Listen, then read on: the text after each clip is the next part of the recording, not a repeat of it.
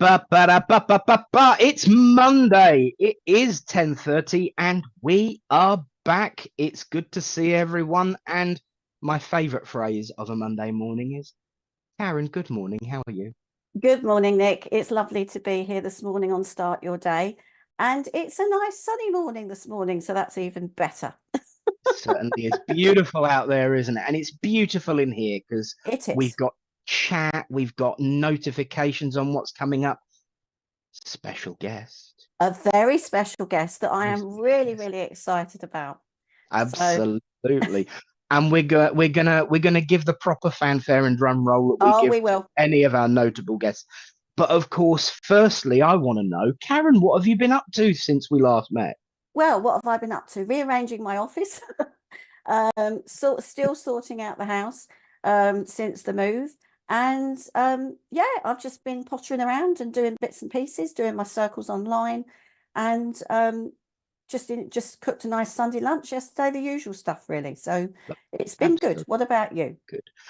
You know what? I actually gave myself the weekend off. I had quite a Oh, peaceful, restful week, although it's soon going to turn around with services and workshops and circles myself this week. But we went and bought some new towels. That's the most interesting thing I did all weekend. But it was nice to just take a moment to chill, relax, pause, and consider. But yeah, it's other than plugging today, of course. yes, It's been quite a peaceful, restful weekend. So I'm refreshed and raring to go. brilliant, brilliant. Do you know what? I think it's and I'm going to say this, it's an age thing sometimes. The smaller things in life you appreciate. So you appreciate a lovely sunny day. You appreciate some peace and calm at home, putting your feet up, catching up with stuff and just being just at peace with yourself. And I've Absolutely. noticed that as I've got older, because I'm a lot older than you. Not that much older. You're not a day over 45. Come on. Oh, I wish. But yeah, you are right. And I think in any way of life, but in particular this way of life, it's vital to just take a load off, Yeah, take the weight off your slingbacks and just pause, reflect and consider. And I don't think we do that enough sometimes, which no, we is why don't. it's good to have Monday start the way it does. It Absolutely, does. absolutely. Yeah, definitely. So, Excellent. shall we say good morning to our wonderful viewers that have joined us this morning? Absolutely. Because I know Before, the gang's getting ready. yes, definitely, definitely. So, um, good morning to oh, how can I pronounce that one? T. Kowalski. I'll Oh, you're say. very good. T. Kowalski, good morning. You know that one, of course. Hello, Of course. Serendipity 589. Isn't it lovely that we have our regulars come and see We us? do. Hello, Christine Davis. Good morning to you. Morning, sweetie. And Kelly Rocket, hello. See, we don't get a hello. It's hello, No, Richard. hello, Richard. We know. Oh, there we go. We got. Well, that's a good point. We must, of course, say hello to producer Richard, who really is squirreling away hard in the He is. background with the new technology and the Zoom integration that he's done. And we do appreciate everything he does. Yes, we are on Zoom this morning, ladies and I gentlemen, know. and how wonderful is that? He works so hard to do all this techie stuff for us all, so it's wonderful. Hello, Jane. Nice to see you. Hello, darling. No, she's in Slovakia. Yeah, I Slovakia. get to say hello to Clara. Good morning. Good morning. Good morning, Clara. Hello, Louise. Nice to see you. And Kate Smith, good morning to you. I get to say hello to Mama Brown. Morning, Linda. Lovely to have you with us. Hi, Mum. And Terry Louise, good morning. Listening whilst at work. Well, don't get in trouble, Terry Louise, but welcome along. Do you know what? That's quite good when you can do that. Hello, Mary Butcher. Nice to have you with us. Yes, we are indeed doing readings today. We'll be doing readings throughout the Later on, service. Stay tuned. There's lots going on. And Mr. Neil, Payne. hi. Hello, mate. Hello, Neil. Morning, Stephen Stephen. Terry. I'll shut up now. we lost sync. We're getting too We excited. did. We got too excited, didn't we? Okay. Morning, Aisling. Nice to see you from Ayr in, oh, wow, in Ireland. Lovely. And Bernie West joins us. Hello, from all the way from YouTube. All the way from YouTube. All the way from YouTube. Hello, Eva. Lovely to have you. And I know Eva's from Sweden. Oh, yes. And don't forget to let us know not only what your name is, but where you come from. Yeah. Jackie Perry, good to see you. Welcome along. Ah, we have Kim Dyer all the way from Australia. Morning, Kim. And Stace Shaw joins us. Good morning, Richard, Nick, and Karen. Hi, Stace. Morning, Stace.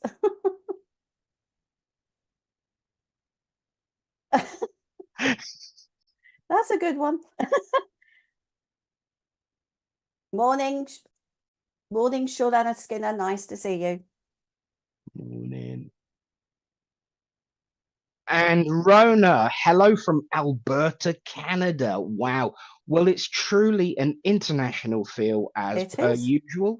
Welcome to everyone who has said hello, like Jackie, who's from Newcastle. She's just let us know she's from Newcastle.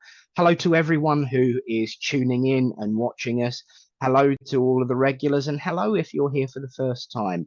If we were to say hello to every single person, we wouldn't get the show started. So we can't say hello to everyone, but we say hello to you now. Whether you've commented or just sit watching, we say hello, welcome, and join in the fun. Do get involved, share, like, subscribe. Do add a click, a reaction, a follow, whatever it is, depending on the app that you're watching. But you're very welcome to here, starting your day, which kickstarts the week. And yes, and be reminded, of course, we do not take stars. No. Please, please, please, please, please do not send us stars. This is a totally free show. We do not ask anything other than comments, follows, and basically anything that doesn't cost you anything. So share, let people know we're here, but please don't send stars because they go to Facebook, not us. We don't have them. We haven't subscribed to that. So Bernie West, Nick, my healing book is on the way to me. Can't wait. Oh, bless you. Thank you, Bernie. We were talking last week, weren't we, about the healing book? Yeah. And thank you, Bernie. That's really, really nice of you. I hope you enjoy it because healing's really, really important, I think. Absolutely. It does blend across the whole way of life and all of the different facets. But you know what? You don't need to hear that from me because we've got a special guest who I'm sure can speak on that sort of thing far more eloquently than I can, and probably, as Richard would say, with a lot less words. So please welcome everyone to the show. For the first time, we're really excited to welcome the president of the Spiritualist National Union, Jackie Wright. Welcome along and hello. For inviting me. It's really exciting, though I am a little bit annoyed so far. How come you have lovely sunny days and we have gale force winds in the north? It's just not fair, is it? Well, Jackie, I'm a little bit further north than I used to be, so I'm coming further up, and in Lincolnshire today we've got a sunny day. And I'm in East Anglia, so I'm not too far from the picture behind you, actually. Morning, Clara. Lovely to see you again. Well, I know everybody's been getting really excited about you coming on. Nick, Richard, and I have definitely been getting excited, and we are very proud and pleased to have you with us this morning. My pleasure. So we're going to, and you'll see all the comments. Everybody will say hello and welcome. So it's nice to get that welcome from the SPTV family because we are a community and they do welcome all the guests that we have. So please, everybody, if you have any questions for Jackie, you know, please put them up. I'm sure she won't mind answering some because I know Nick and I have got some questions for you, Jackie. What always intrigues me is how people start off their spiritualist journey. And so where did it all start for you? Did you walk into a spiritualist church? Was your family involved in the movement? Where did it all start for you? Well, gosh, it's not for a Monday morning. This isn't the most inspiring story, so I will keep it as short as I can. I actually was raised in a Catholic family. So I came from quite a religious household, but also a childhood of multiple abuse. So it was quite a tough childhood. Mm-hmm. My mum died when I was 16. I left school at 12 to take care of her till she passed. Some years later, my youngest sister, who I looked after mum died, said to me, "Where do you think mum is? Shall we go to the spook church to find out?" We went along to Middlesbrough Spiritualist Church, or should I say, I went along. My sister didn't turn up. Long story very short, soon realised they did not have human sacrifices on the altar, as I thought they would. Got a beautiful message from my father, who'd passed when I was 6, and I was smitten, intrigued. Mm. How did they know? Who's told them about my dad? And I was looking then and trying to investigate who was passing on information, because I know we buried my father. So I know he could not be communicating. And then as I learnt more, got more involved in the churches, I understood that things that had happened to me as a child was actually mediumship. I just didn't realize that, because the mantra in my household was Jackie is the child of the devil. So because we were Catholic, and I just accepted that. So spiritualism gave me a huge awakening. It gave me a huge healing. Mm-hmm. It turned a vengeful God into a loving power. And it built a bridge that reunited me to my family in the spirit world. Wow. In a nutshell. That, that's quite an amazing story. And lots of people come from a similar background and find themselves in churches, having experiences, being told it's a load of rubbish. And then they it's almost as if you're drawn to the spiritualist church door, Well, I wonder that. I was once told by a Canadian medium very strongly that was rubbish. But I do wonder that if, I mean, Bernie's asking me a question there about the transition. It was full of guilt, that transition. How could I be going into a church that went very much against everything I was raised to believe? And I had the guilt that I was going against my mum and my grandfather's wishes, if you will, and what they taught me. But into this other power, this other dimension that really resonated with my soul, that lifted me, that inspired me. But it was a long, long journey of conflict within me. And I even had my older brothers, who are a lot older than me, saying, "Why do you want to be part of a religion that only talks about death and dying?" And I said, that's not my understanding. That's not what I know about spiritualism. And some still don't talk to me because, in fact, if I can say, one of my brothers passed a couple of years ago. And because I'm a spiritualist, I was not allowed to go to his funeral. Oh, gosh. So, so that divide is still there, unfortunately. But I can't walk off the path that I know I belong to. Absolutely. Yeah. I think, once you're on that path, it's part of you. It's who you are. Absolutely right. Exactly right. Yeah. And I know that Nick and I feel the same. We're on that path, and that's the way we're going. And what I say to people is, Catholicism was my birth religion. Spiritualism is my chosen religion. Absolutely. We are allowed, we have freedom of choice, and we can do that. Did you find, when you're in in Middlesbrough Church, and I know you always say, I am a church medium first and foremost, and I know that, I know the church is your passion. Absolutely. But did you find, and I know we've got some amazing, well-known pioneers in our movement, you know, the people that we always look towards, but who inspired you? Was it people in the church, or was it something you read, or was it people guiding you? Who inspired you?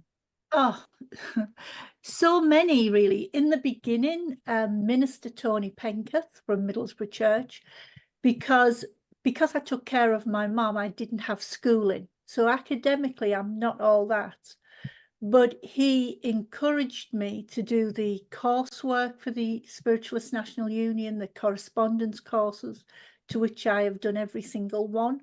And that gave me confidence in me. That was the first thing. I then went to a Christian spiritualist church, because, you know, there are two different organizations, if you will. And I was taught how not to do things in a way. Like, one of I joke about this a lot, but I was taught how to throw my third eye over my head. I was taught how to clean auras, how to remove trap spirit, you know, all the things that are just, when you're naive, you do. When you grow in the understanding of the mechanics of it all, you hang your head and say, why on earth did I do that? But they were all things that I got taught. But specifically with my mediumship, it wasn't until I went to the building that you can see behind me, the Arthur Findlay College, and a teacher then who's now passed away, Glyn Edwards, he gave me truth, he gave me fact, he gave me science, and he opened my mind to such a wonderful, wonderful new world that gave me confidence. Yeah.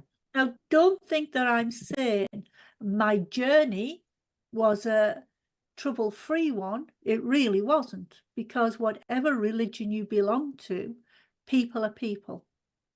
Yes. And some people are great and will inspire and encourage, and other people will push you out the way and tread on you with their size 10s. And I had an awful lot of that. Yeah, I can imagine. I can imagine. It's Emma Hardinge Britton's phrase, spiritualism is divine, but spiritualists are not. I like that one. Yes. Yes. Yes, absolutely. It's human nature. I think people can't get away from that. Right. And I think we can all try to do that.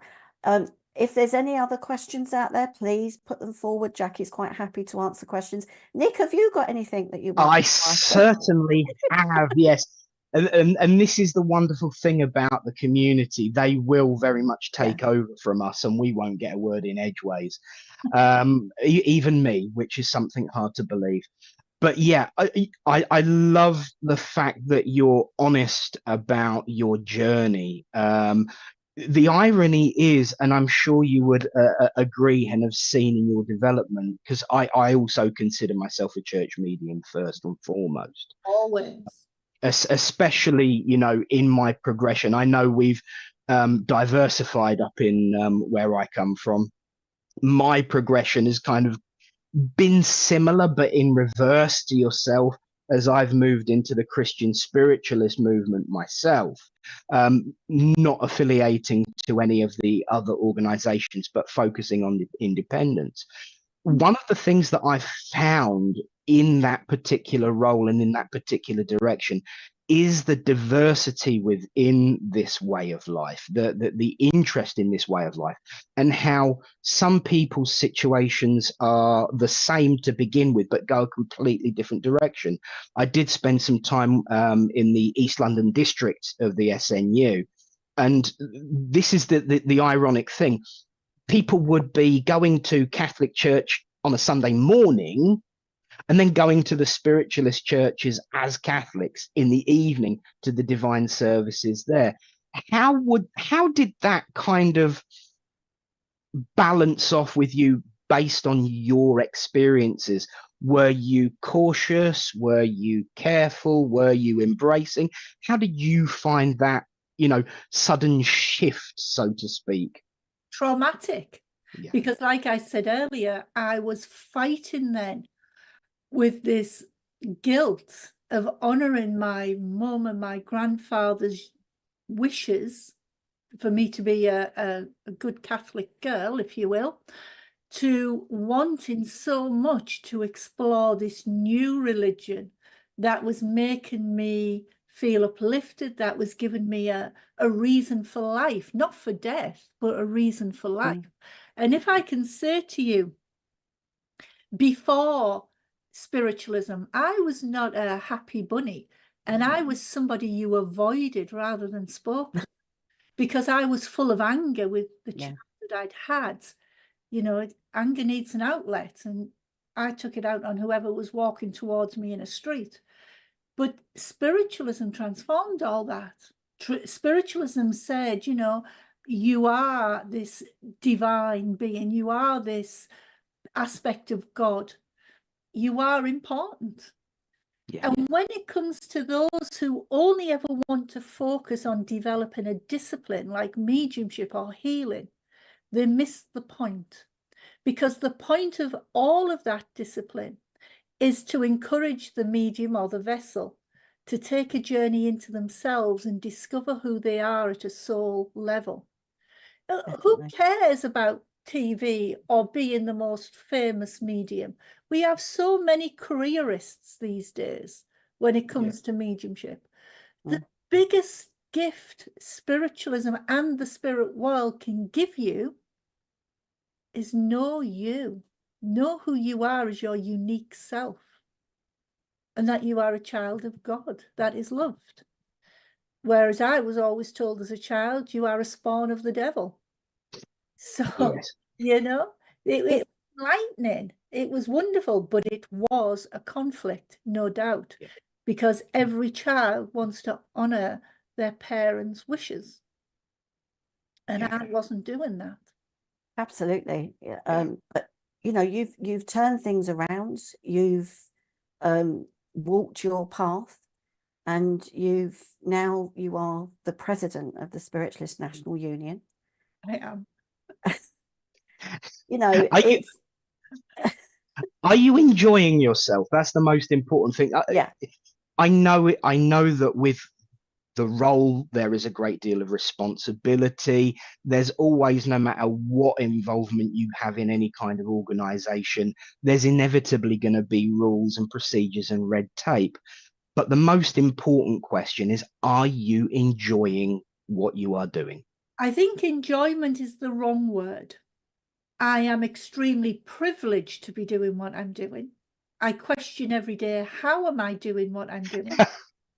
Because I'm going to say this again, and I will never pull back on this. I will be very transparent. I am not educated. I didn't go to secondary school. I didn't go to college. I didn't go to university. But what I have is a passion to give the power back to the churches, to show the churches that without them, there is no spiritualism. And that is my only goal, really. And I don't think, I'm trying desperately to search for another word to replace it. I don't think enjoyment is the right word, but I do say privileged. I also feel very powerfully the weight of responsibility. Yeah. I really do. But I was elected by our members. I will serve our members because that's my role too. But my passion is my churches, and I want them to shine bright and not to be neglected.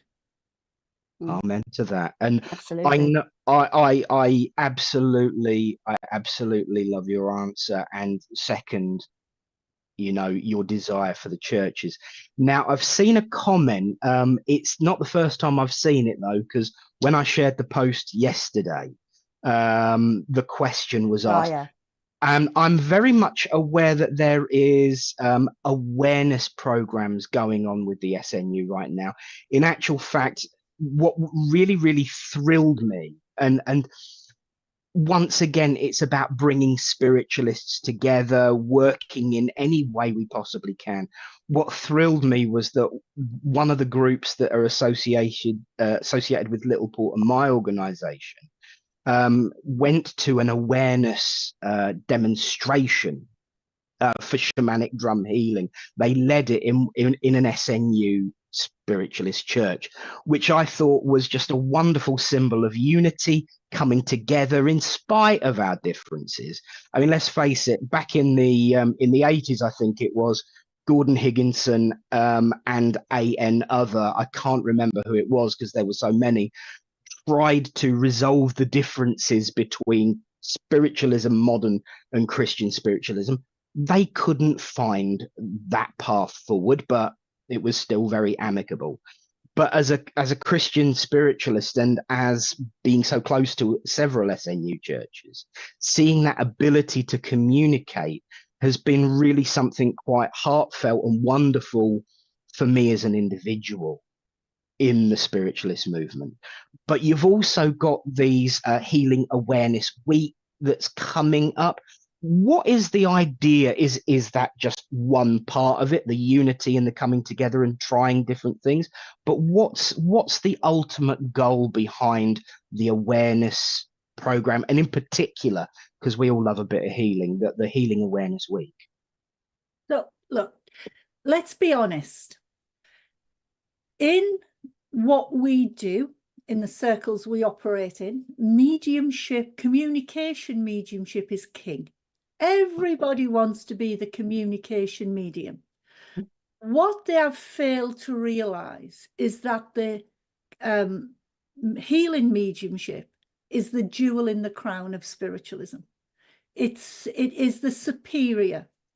Yes. And we have in some ways maybe neglected it in the fact that we've celebrated the platform mediums and the career mediums and the TV mediums. And I said this at the beginning, I'll say it again, I have a face for radio. I am never comfortable in front of a camera. But healing has been given a back step. So when you go into some of our churches, healing is done in a back room. It's done with the doors closed. It's, and people don't really understand what it's about. So Healing Awareness Week is what it says on the tin. It is for us to give awareness of this beautiful power that is done by selfless individuals in their attunement to that unseen world, to bring healing and comfort on whatever level to those who need it. And it's exactly that. It's to celebrate the jewel in the crown of spiritualism. And it's to say, we have this discipline that can do more good, really, than a message. Because, look, I'm a medium. I'm not necessarily a healing medium. There is nothing more fantastic than to get a message that shows you through the evidence that your loved one is still with you. But what do you do after you've got that message? Do you keep going back for more messages? And then does it become a drug or a crutch to live your life with? Let's get another message. Let's see if Auntie Fanny comes through, or, Uncle John or whatever. But after you have your evidence, the next question is, what more is there? Yeah. That is when we start to look at ourselves, or we should. That is when we start to see that greater depth to who we are. And if, like me, there's anything stopping you going on that journey, then come and have some healing, and let that healing give you the strength to release that, because it doesn't have to be for a physical pain. So healing has such a power, and it has such a wonderful message to give. We've just neglected the promotion of it. That's all. Okay. I completely agree with you. I really, really do. I want to touch on Stacey's question in a minute, but on that healing vein. So you are a minister of the SNU. Yeah. So do you feel that the healing continues in your ministry role, or in all the ministry roles? And I know Nick's a reverend in his organisation. So do you feel the healing continues, because the healing and sort of like maybe the education in a way involved in the ministry, how does that sort of transition? Oh, absolutely, Karen. Let's play act a little. Let's role play. So if you come along to me and you say, you know, Jackie, I need somebody to speak to. I've just lost a loved one. And you're grieving. It would be totally irresponsible of me to start to give you a communication. Absolutely. Yeah. Because grief is a very natural part of the healing process. And you should never be denied that. But through the understanding of that healing power, in the words I speak to you, in the energy I'm offering you by being in your company, that should have an effect. Yeah. So absolutely, absolutely. The ministry, again, that's a whole new soapbox for me to stand on. It needs to be more utilized. It needs to be more available. It has not, it's been, well, there you are, you're a minister, Jackie, now either going to a hospital or going to a prison. But we have a much wider scope than that. And with the help of Minister Julia Armand, my vice president, she is working very hard to make more roles, or to engage in more roles for the ministry. I think that's brilliant, because quite often the churches don't sort of know who their ministers are. And the ministers used to know where your ministers were. But I think if the ministers go into the churches, because that's where people come to knock on the door to say, I'm grieving, I need help. Yes, people need help in the prisons and the hospitals, but there's everyday life people need help. And that's so valuable, Karen. Sorry for interrupting. Just to go back to my pre-Catholic days, if you will, my mum was extremely mentally ill, and she didn't function in the society she lived in at all. But every time there was a drama, a trauma, an issue, where do you think she went? Church. She went down to church, to the priest. We have churches, like you say, who are run by beautiful volunteers, but aren't always equipped to give that service. So we are in the middle at this moment of transforming that by letting every church know who the ministers are in their area, having pictures of their ministers on their notice board, so people can go, that's the minister I can talk to. Yeah. You see? Yeah. Brilliant. I applaud that, actually, because I think that's a brilliant idea. And going back to your comment about healing, of course, the first thing I ever learned was that the first tool of a healer isn't their hands, but actually their ears. And, long may your views be pushed forward on that. And we've got a lot of questions coming in. So me and Karen are going to have to take a back seat now a little bit and communicate on behalf of the living spirits that are watching all across SPTV land. Question number one, of course, starting from Stace Shaw. Do you think it is time that the principles should be updated to suit post-modern society? The inclusion of animals, for instance, all living beings, to cover the diversity of the human race. It's one that's been going on in the whole time I've been a spiritualist. Absolutely. Jackie, your thoughts? Okay, so if I may, Stace, I'm going to give you my thoughts, then I'm going to give you the process, if I may, if that's the right word. Do I think they should be updated? Absolutely. They are in old religious speak.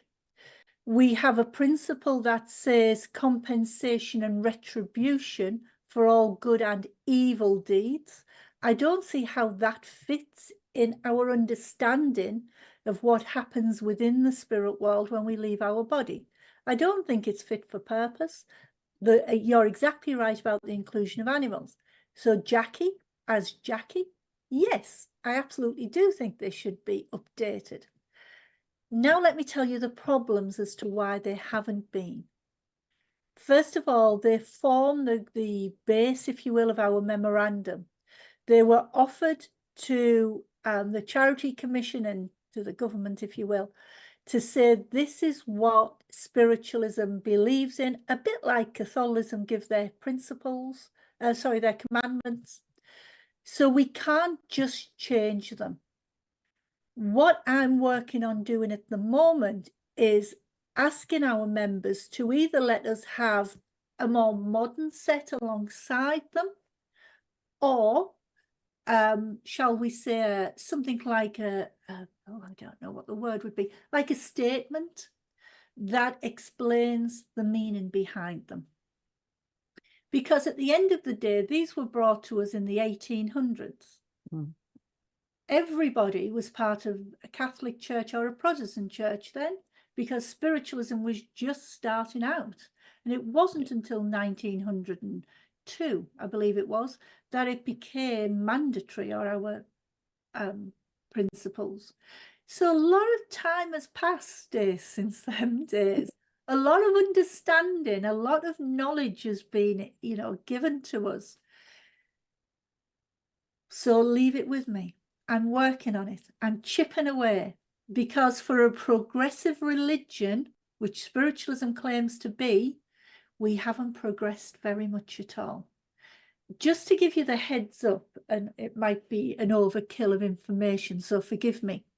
But at the end of February, the National Executive Committee start a series of meetings that I'm calling Root and Branch, which means we are symbolically dismantling spiritualism and then saying, okay, what is no longer fit for purpose in today's world? What is fit for purpose?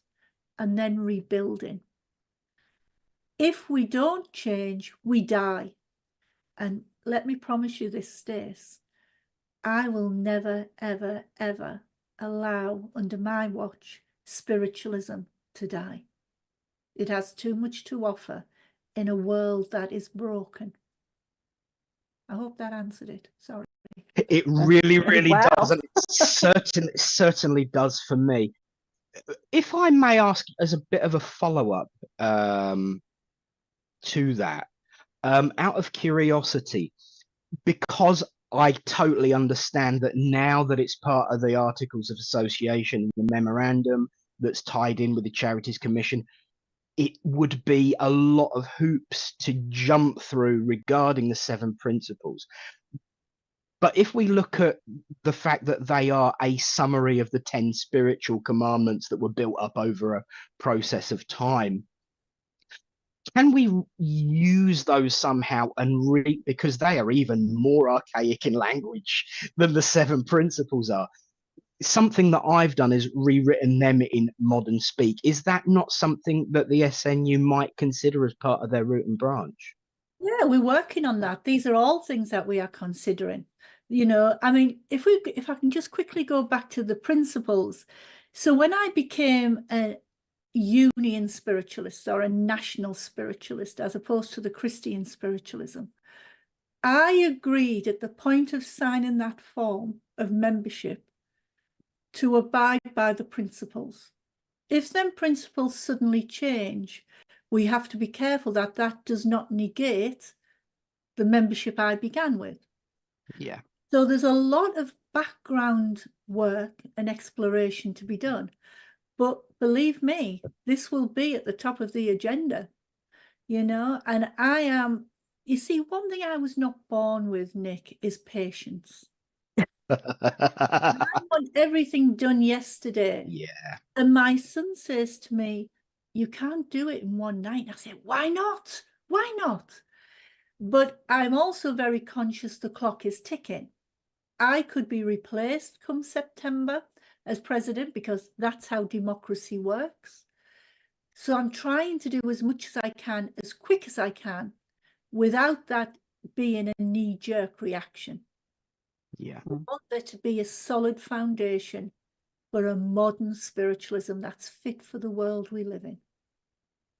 Power to your elbow. Absolutely. It sounds like it sounds like there's a lot going on behind the scenes. And I think sick, Karen, isn't it? It's behind the scenes. Yeah. People looking at the front are going, nothing's happening. Yeah. Nothing's happening. Well, we have laws, we have legalities and all of this to get through, but we are working on it. I promise.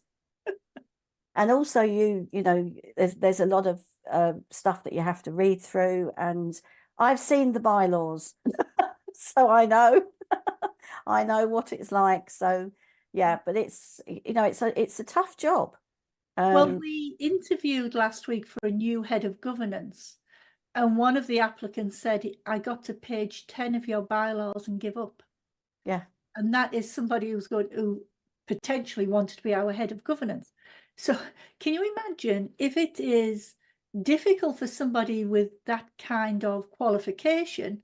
What about the likes of me and other people in the street, if you will, looking at them and going, my God, what does that mean? You know, you sat there with the bylaws and a dictionary, you know, Yeah. just work your way through it.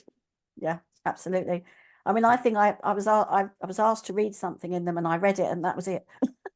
So, you know, yeah. It's all Yeah. change. Please believe it. Really Good. all change. I don't know. We've got a question here from Eunice Spinks. Now, it's quite small, so bear with me because I can just about see it. Please can Jackie explain why a gifted healer is not allowed to give healing within an SNU church? Surely evidential healing is far more important than a piece of paper. I accept things like respect and protection need to be learnt, but surely healing from spirit through spirit to spirit, and surely only spirit can do this. There are people before us that did not have certificates. They just gave it freely with love from spirit. Thank you, Eunice. So, in one way, I absolutely agree with you. Nobody can deny that the healing comes from that unseen world. That's an absolute truth, Eunice. However, we live in a world where there is people who will say, that person did this to me, and I'm going to put a claim in, etc., etc. So we have to follow the laws of the land. We have to make sure we adhere to our insurance that covers us for any eventuality. And yes, in the days gone by, there was wonderful healers who didn't have certificates or diplomas. Absolutely agree with you. We also have healers serving prison sentence at the moment because they stepped out of line and didn't have certificates or diplomas. So we've got to make sure that at all times the healer is protected, the client is protected, and that nobody can then throw in a claim for compensation because they claim that in a room you touched them unacceptably or whatever. You know what people don't seem to understand, and I know it's difficult because I find it frustrating. We have to follow the laws of the land. We have to ensure that there is adequate insurance for our healers to have that safety net. And when you're going into hospitals and hospices and things like this, we can't just say, yes, you're a gifted healer, come and do this. If you're a gifted healer, all credit to you. But remember that we have to follow the laws of the land. That is why we get the recognition as a religion. That is why we get, shall we say, the freedom to open our churches for people to come into without worry or fear of persecution or prosecution, sorry. That's why we have the freedom to be represented at the cenotaph, because we are a recognised religion. But as a recognised religion, we have to stay within the boundaries of the law. As frustrating as that is, it is just how it is. I hope that answers that, Eunice. Well, thank you for that, Jackie. Yes, it is. You know, there is the restrictions of the law, and we can't sort of, you know, dismiss that. Unfortunately, you know, I'm with you. I mean, healing, yes, it comes from spirit. Oh yeah. But we have to take the precautions in the churches, and and wherever we go. I used to, because I started off in healing, so it was we used to go out sometimes to a local day centre, and sometimes, like you said, it wasn't the healing they wanted. They just need somebody to listen to them. And that's also what I used to do as well. They listen to their stories and just have someone take notice of them as well, which is also important. If I may add to that, what is the biggest pandemic in our world today? Loneliness and mental health. Yeah. Just you going out there and saying, or them coming into the church and you saying, I'm not here to give you a message. I'm not here to convert you, but just let me sit with you and talk. Isn't that beautiful? Somebody maybe doesn't see another living soul from week to week, but we can say to them, just come and have a cup of coffee, come sit with us, and let that healing energy envelop you.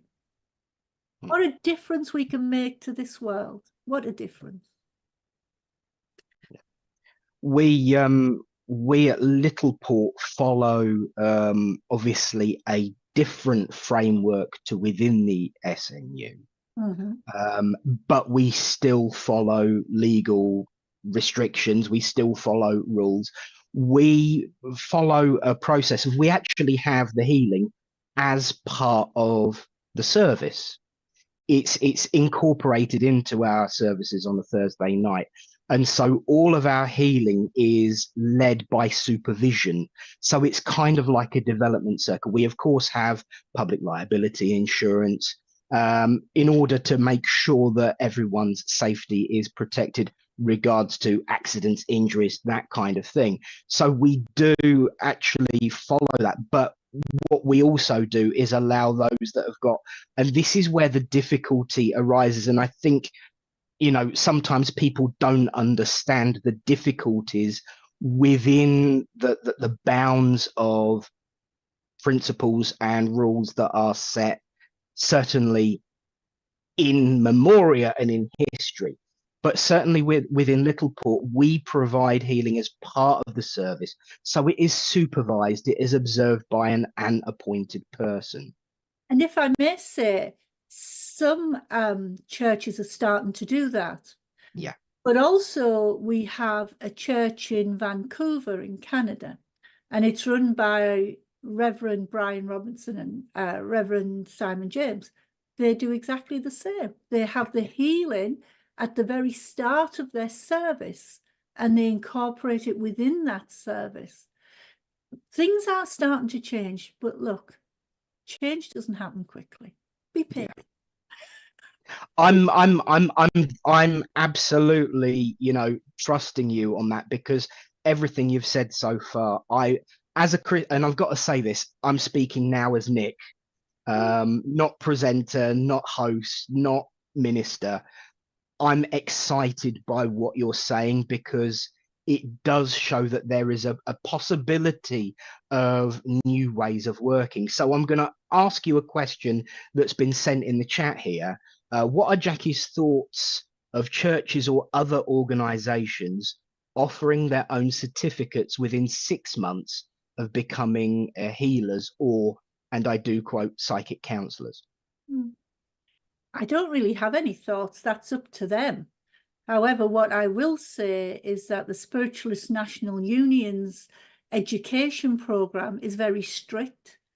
It's very in-depth, and we don't give things quickly, because, can I say, anything worth having is worth working for. And I'm not just going to hand out certificates and diplomas and everything else like you would a lucky bag. Now, if other organisations want to do that, nothing to do with me, good luck to them. But it will not happen within the Spiritualist National Union. We will maintain standards, we will maintain structure, we will ensure that people know exactly what they're working with, how it works, how it operates, and the part they play within that, and the responsibilities around that. That can't be learned in a couple of weeks. But if other places want to do that, that's their choice. That's the world we live in. You have freedom of choice. You do. You do. I've actually, when you're talking about Brian and Simon, I've done courses with those two lovely gentlemen at the Arthur Findlay College. And when they do the service in the sanctuary, they do the healing and the philosophy and the mediumship. And it's absolutely wonderful when that happens. It really is. The energy, you know, and the healers come out, and it's just a wonderful service. And they did, and I, at the time, I was still heavily involved with West Wickham Spiritualist Church. And they sort of tried to bring it out to the churches as well. It's called 20-20-20 to give people a guideline. And I said, look, when I'm the working medium, can we do it? And we did. So the healers came, and it was lovely. And I think you know, once a month, I think that's brilliant to do. I really do. The difficulty is, Karen, nobody really enjoys change. No. Everybody wants to stay with the tradition and stay in their comfort zone. My biggest challenge is to get them to embrace change. Yeah. And because remember, churches are supreme. Churches are everything. I'm going to keep saying that because it's how I feel. So we have to not dictate to them, but encourage them to see the benefits of change. And that will take a little time. Oh, it will. It will. But you're working tirelessly, you and the NEC and all the district councils and everybody at the college and behind the scenes. And I'm sure that you will get there in the end. But maybe this is an experience in learning patience for you, Jackie. Maybe. I say, if I may, sorry to keep interrupting, but my position is transitory. It's an elected position. There will come a time when I have reached my sell-by date in this position. And I've got to think of the legacy I'm leaving for the next person who steps in my shoes. You know, I can't. It's impossible for me to hold this position forever and a day, nor should I. Because there'll come a time when I become stale, and then that needs to be moved on for fresher eyes. So my job is to do as much as I can in the time I have, and then pass the baton to somebody new. Absolutely. It is an absolute pleasure. We are going, because I think you've earned, not only deserve, a bit of a break. So we are going to go to our commercials now, just to let everybody know what's coming up on SPTV in the coming hours and week. And we'll see everyone in just a few moments.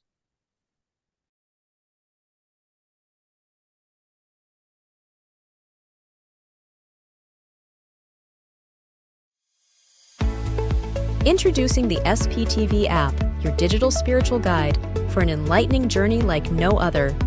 Immerse yourself in a world of audio and visual content crafted to inspire, educate, and entertain.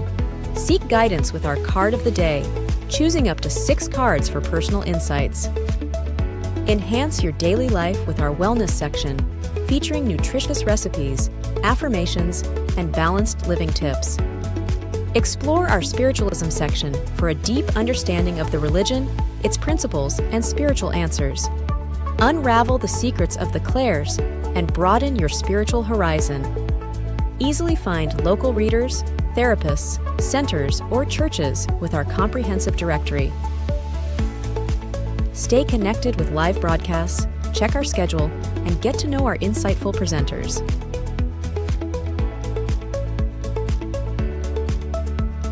Delve into the meanings of angel numbers, crystals, and a comprehensive list of divination meanings. All of this and more, available for free on the SPTV app. Download now at sptv.uk/app and start your journey with your digital spiritual guide.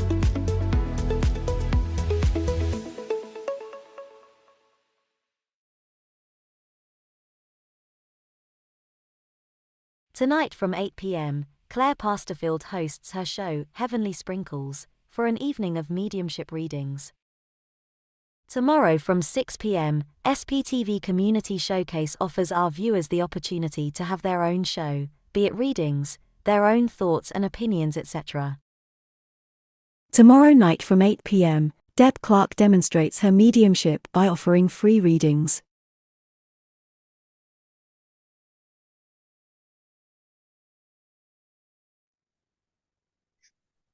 And we are back. So thank you all so much for staying with us. We, of course, are joined by Minister Jackie Wright, who is the president of the SNU. If you did not know, you do now. And we are so chuffed to have Jackie with us, joining us for your questions. And we will try and get around as many questions as we can. So in other words, Richard is saying in my ear, hurry up with the commercials and tell people what's going on. Like, for instance, tonight you can come along and join the wonderful Claire Pasterfield. Good, and she is such a wonderful, wonderful host, such a wonderful show. So do come back for that. We have also got Stacey Sparkles tomorrow. So another thing to look forward. But I've got to say, we're doing really, really well on the Monday show because Mondays are really, really cool at the moment. And next Monday is SPTV's birthday. And we have got a whole day lined up for you, from readings, from discussion, from talk. Karen and I, we're going to be kicking off. And We are. There's also a special announcement for us, from us to you all, because we know you enjoy having us to brighten your day on a Monday. So guess what? We're expanding, and we will be with you again on Wednesday every fortnight to extend your week with joy and brighten your day even further. How exciting is that, Karen? And also, if you miss us on a Monday, you can get us once a fortnight on a Wednesday. Same time, same channel. And we will be doing readings, and we will have lovely chats. So please come and join us once a fortnight on a Wednesday. And we start this Wednesday on the 7th of February. And also next week, we have a wonderful show, which I'm quite excited about. It's a wonderful show called Living Spiritually. And so if any of you watch Loose Women on the TV, this is a panel show with 3 lovely ladies. And it's hosted by women for women. So that starts next week on the 15th of February. So look out for that, because these lovely ladies are really going to sort of chat, and it's going to be about life and about living spiritually. So come and join us for that as well. Absolutely brilliant. And of course, on the 18th, we've got now we all know this name, the lovely Deb Clark is joined by Marcus Lapser on the 18th. They're going to be doing a bit of a get together, a wonderful new show. So we're very much looking forward to that. That's exciting too. And of course, he keeps giving it different names, but it is Around the Table. Around the Table is an exciting new show. It is in similar theme, of course, to the Living Spiritually show. Another great addition to the arsenal of spiritual upliftment that SPTV can bring you. And speaking of the arsenal of upliftment, let's not forget that if you want to know about, we've been talking about them today, the 7 principles, if you want to know about the Clares, if you want to know about some of the history of spiritualism, there's an app for that. That's an old saying, isn't it? There's an app for that. The SPTV app is available on Google Play. It is free to download. The only adverts you get are, today we've got Karen Wood and Nick Brown with Jackie Wright. Those kinds of adverts, not play this game and that sort of stuff, because we don't do that. It's a free app. It is absolutely advert free, other than it'll tell you when the next show's on at the bottom. There's wonderful features, there's meditations, there's guidance, there's wonderful card of the day, there's wellness, all manner of different facilities within this way of life. And of course, you can download it for free from the SPTV. If you search for SPTV UK, you can download it for Google Play. Unfortunately, it's not available on Apple, but it is available on Android. So go along, download and join in the party, because it's a great app and I love it. And speaking one more thing, because I did a bit of a stitch with a video that Richard posted today on TikTok. We have got our own TikTok profile. SPTV is available on TikTok, and you can join in the fun, see what's going on. Like I said, I stitched the post this morning from Richard, because you can do things like that on TikTok. Karen and Richard have also suggested that I should do a bit of a training session on stuff like that. What do you think, Karen? Well, the thing is, when he said I've stitched something, I thought he's got his needle and thread out, because that's what stitching means to me. But you definitely learn a lot of techie stuff between Richard and Nick. And it does make, it does sort of push you out of your comfort zone. So I think a workshop on up-to-date technology would be a fantastic idea, because there's lots of things that we don't know. And in this ever-moving, changing world, as much as I love the basics in the traditional way, I still like to move forward and also learn some of the technology stuff as well, because we have to, because of the world we live in. So completely. But of course, if you do want to go retro, there's still ways of using pen and paper. Oh yeah. Shameless plug time. I've got a couple of books out on Amazon. They are not my words predominantly in the sense of it's a book you can read. It's books that you can use for yourself. We've created a journal where you can sit and record your thoughts in a nice hardcover book. There's a distant healing book that's just like the book that you find in your church, that you can have one for yourself. And it's got, do you know what? The one thing, and I'm sure Jackie will agree with me on this, the one thing that unites all of the different spiritualist ways of working is that distant healing book at the front of the church. There's a book there with a prayer in the front and a list of names. And so if you're interested, you can buy them from Amazon.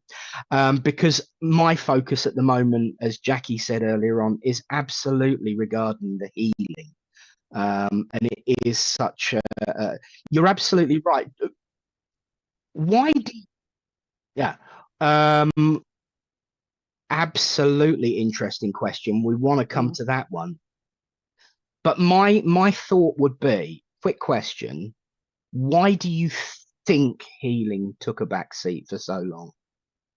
It ties in with the question you've got in front of us on the screen, because churches realized, and people soon realized, that what attracted people in was the flamboyant mediums, or the mediums who would give entertainment as well as a message. So healing became a little bit relegated. People didn't understand that. It wasn't promoted. It wasn't talked about.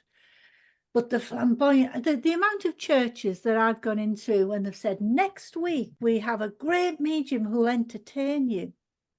And I've hung my head, because they're not meant to be entertaining. No.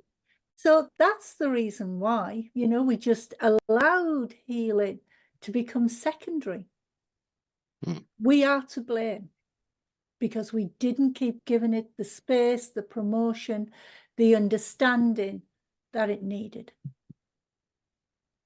Do you also think it may be to do with coming into a church? Because back in 2000, when I was involved in my church, the council said you can use the playing fields, and every business, church, organisation could have a stand. So we decided to do that. And we didn't do readings. We took our leaflets, our spiritual books, and we gave healing.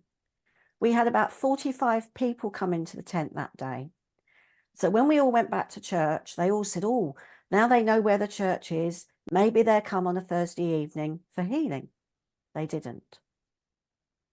So maybe, do you think perhaps we ought to go out there a little bit more into the community and show that we don't all sit around, and the different concept of healing and how it can work? Because Reiki healing is the commercial healing, but I always think that healing is healing. That's just my personal view. Healing is healing. You can give it a different name, but healing is healing. It comes direct from source. And so what can we do to sort of get it out there a little bit more in the community? In general, our churches have become too insular. They hide behind their doors and they wait for people to stumble across them. Yeah. they become suspicious of new people walking through the doors. Not all churches, I'm making that quite a universal statement, I know. Our churches need to now start opening their doors to their community and going out to the community, not waiting for the community to find them, which is why last year I made such a big thing. See, I'm very intellectual, aren't I? A big thing about churches having warm banks and safe spaces and meditation mornings and book clubs and all of this. So we get past all that we are is a religion of messages. So when we start opening up to the community and saying, come in, then they start to see our healing. They start to see what we're about. They start to read our leaflets. But we have to go out there. We have to be proactive. We can't wait for them coming in. There is a beautiful lady, Jean Smart from South Yorkshire. She did exactly the same pre-pandemic. They went into the lobby of a hotel. They hired a space. They did healing for people coming in. Took off like you wouldn't believe. We're too insular in our churches. We are too jealously protective of who comes through the doors. That's got to change. Amen. Definitely. Yeah, certainly. I think we scare people sometimes at little pools. Hello, welcome along. Come on in. The kitchen's over there. The toilets are over there. Make yourself at home, because we want to welcome people in. And I think you're absolutely right. That is what can so sorely be missing. Do you think that, because when I'm asked about the healing, you referenced the question about why are so many new age mediums directed towards the money greed aspect? And certainly I've had people come into circles that are, so how long before I can start charging? And I'm like, whoa. Aileen Daniel says, why are most new age mediums getting stuck in the money greed trap? Do you think that's part of it? And what are your thoughts on that actual question? Well, my thoughts, really? Here we go. Because it's easy money for some. It's easy money to exploit the vulnerable and the grieving. It's easy money to be charismatic or flashy or whatever else with no ability at all, but to have the gift where you can just talk people into anything. We are in an era of careerists, not spiritualists. We are in an era of where we are saying to people, I can do that, but how much are you going to cross my palm with? How we get out of that, I don't know. However, I have no issue, none whatsoever, to anybody earning money from what they do, as long as they are doing it responsibly. And something I was told a long time ago, and I adhere to it. And I've been in some terrible financial straits. When my husband and I split up, I lost my house. So I was technically homeless with my son. So I earned money through doing this. But I was always told, I serve my churches. And then the spirit world will never see me go without. And they haven't. They really haven't. Now, because I get a wage as president, anything I earn from working at the college goes into a president's fund for the churches, because I won't take twice.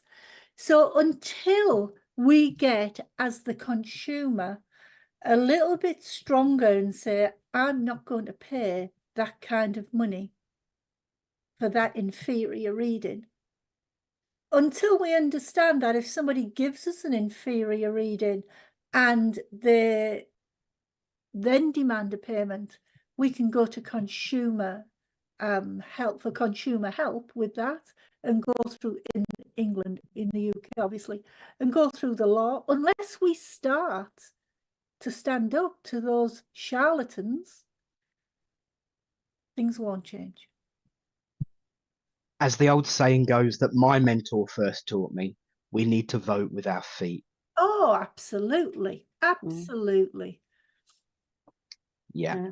I'm with you. If I may, the proudest time I ever experienced as part of my role within the SNU was on the East London District Council when we revoked and heavily advertised a gentleman, with the loosest possible term, who was charging £500 an hour for healing and was waving his SNU accreditation about. That was gone within 24 hours. And, you know, that's what we need. We need to tell people that there is a better alternative, don't we? We do. And we also have to be more proactive in things like what you've just said and say, not under our umbrella. I'm sorry, but no. Yeah. Mm. I'm into that. It's a precarious, difficult path that we within spiritualism, within mediumship, and some people, you know, do think that spiritualists it's all about talking to the dead, and the church is where you go to talk to the dead. But it's more than that. It's more than that. Yeah, it is. It's a community hub. It is a place where you can or should have a safe place to be. A place where you can talk, a place where you can share knowledge and information without being told you're wrong. Because let's face it, spiritualism was always meant to be, remember that word, meant to be, a free thinker's religion. Yeah. Where we can come in with our own ideas and thoughts. They may not resonate with anybody. They may not be accepted by everybody. But it doesn't mean you don't have the right to voice that. So Absolutely. What our pioneers did beautifully well, and again, it's something I'm trying to get others to do now, is they would have discussion nights, debate nights, where they could talk about situations and life issues, and nobody would say, no, I'm sorry, Karen, you're wrong. That's not true. They would say, wow, what an interesting discussion that was. This is my thoughts on it. Have you looked at it this way? We are too busy now to be being dictatorial instead of saying, well, I love your idea. However, this is mine. Let's meet somewhere in the middle. That's what I love about this channel. And also, I know that there's a few district councils that have the discussion groups, the ELDC do, the East Midlands do. And that all sort of started with the pandemic. But there's a lot of help needed out there for people, as you said, loneliness, mental health, grief. They're all big life-changing things that people go through. And sometimes, I think I was watching a program where it's sort of like a year wait list to get your child assessed because you think they've got mental health issues or neurodiverse issues. So what do the parents, what do the people do then? You know, as you it's a 3-year waiting list. Really? Yeah. But you see, this is my point. We have it, we have key to help people that we have not yet shown the world. And it doesn't include giving a message. And don't think I'm decrying communication mediumship. I'm really not, because it's fantastic and it is the science of what we do. However, there is so much more depth to what we do. So much more depth. You're absolutely right. I totally agree. One of the first things that I was told when I came into this way, and this is 25 years ago, people aren't interested in philosophy. Don't go on too much about it. I've made it my mission to prove that wrong. And like you said about debates, we have a monthly debate online, and people love to be able to share their thoughts and opinions. So in some ways, there's old traditions that are a bit fuddy-duddy and probably out of place now. The idea that philosophy isn't interesting, I think, is rubbish. And I'm glad to hear you pushing that there's more to us than mediumship. But one of the good things that we used to have, of course, is recommendation. That's why the SPTV directory is a really, really good one, because you can rate those mediums that are on that list and share your thoughts and opinions. how much do you think sharing opinions of the way of working can help us grow? Do you think that's probably the core of it? Review, discussion, recommendation? Can I just quickly go back to the philosophy aspect? Of course you can. Because in some ways I absolutely agree. Philosophy is boring because the people who deliver it are doing it in a scripted way, not an inspired way. We have taken spirit out of either their own spirit or the spirit world, out of the procedure. And we have people who don't understand what philosophy is. They see the word and they go into fear. Philosophy should be, as Jean is saying, exactly right. Philosophy is life. And we've all led a life. I can remember some years ago being told with a group of mediums that we had to organise the divine service for ourselves by the organiser, and one medium going, I'm not doing the philosophy, I don't understand it. And I nearly passed out. This is the world famous Arthur Findlay College that is supposed to showcase the elite in a sense. Philosophy needs to be understood. And students of philosophy need to be shown how to be inspired with it, not textbooking it. Sorry. Amen, sister. Do not apologize for that statement, because I am well with you. Clara makes an interesting point, actually. Some mediums think that philosophy is about talking about themselves, so people get bored, cannot relate to some of it. So how do we change it? I think you've started the process there. It should be on some level relatable, so therefore there has to be a bit about so that it can be shown as relatable, but surely there's more to it than that. But it's about letting the congregation know that you've been in their shoes. Absolutely, yeah. But then you take it deeper into that, where you're then allowing the spirit world to give you a much more deeper understanding of that journey. So it's no good me saying, well, when I was 6, Dad died, and by the time I was 8, this had happened to me. By the time I was 12, that's not right. But I can take up a topic, if you will, that is affecting everybody in that room, show that I understand it, but then look at the bigger picture of it from a more spiritual perspective. That's where we're going wrong. Yeah. I totally agree. Yeah, I mean, the thing is, people come in, they've got families, they've got work situations, they've got stuff going on. There's things that happen in the news, things that happen that people are worried about. And so I sometimes take a topic that is going on at the moment and use that. Sometimes I use an experience that I've had in my own life. I use that and take it deeper. In fact, I'm starting, and I want to start online a philosophy group. But what I'm calling it is Finding Your Voice, because I believe that everybody has something to say, and even if it just starts.